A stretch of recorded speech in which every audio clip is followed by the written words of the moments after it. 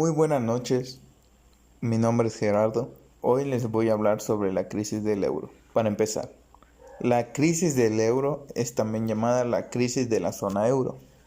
Fue una crisis que afectó a los países de la zona euro.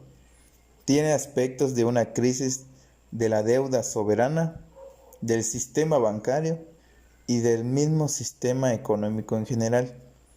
La crisis ha hecho difícil o imposible a algunos países de la zona euro a refinanciar su deuda pública sin la asistencia de terceros.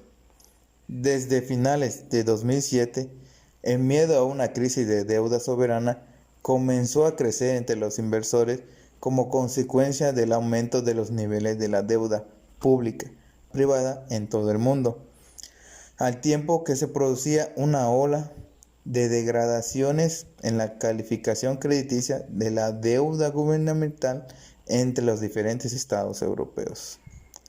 En muchos de ellos, la deuda privada surgía como consecuencia de una burbuja en el precio de los activos inmobiliarios, que fue transferida hacia la deuda soberana, y ello como consecuencia de rescate público de los bancos quebrados y de las medidas de respuesta de los gobiernos a la debilidad económica post-burbuja.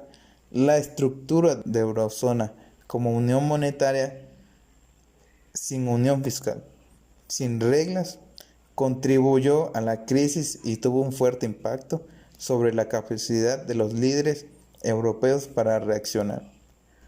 Las preocupaciones se intensificaron a principios de 2010 y posteriormente conduciendo a los ministros de finanzas europeos el 9 de mayo de 2010 a aprobar un paquete de rescate de 750 millones de euros dirigidos a asegurar la estabilidad financiera en Europa mediante la creación de un Fondo Europeo de Estabilidad Financiera. En octubre de 2011 y febrero de 2012, los líderes de la eurozona acordaron más medidas diseñadas para prevenir el colapso de la economía de sus miembros. Estas incluyeron un acuerdo para que los bancos aceptaban que quitaran un 53.5% de la deuda griega debido a sus acreedores privados.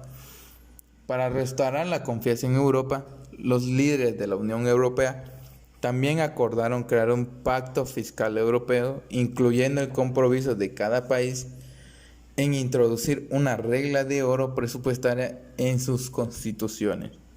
Los políticos europeos también propusieron una mayor integración en la gestión bancaria europea, desarrollando un seguro de depósitos, una supervisión bancaria y medidas de recapitalización a escala continental.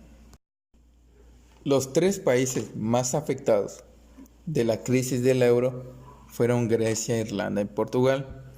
Estos tres fueron los primeros en requerir un rescate. Colectivamente sumaban el 6% del Producto Interno Bruto de la eurozona. En junio de 2011 también España se convirtió en un objeto de preocupación cuando el aumento de los tipos de interés comenzó a afectar su capacidad de acceder a los mercados capitales, conduciendo a un rescate de esos bancos y a otras medidas. En marzo de 2003 se acordó también un rescate para Chipre de 10 millones de euros. En resumen, el euro está saliendo de la crisis bien librado, dada la circunstancia. Su futuro sigue siendo incierto, sobre todo si Grecia decide abandonar el euro o también sale expulsada. Los países del sur de Europa no tienen de qué quejarse, ya que cuentan con una infraestructura más sólida y niveles de vida más altos de los que hubiera sido posible sin adoptar el euro. Esto sería todo. Gracias.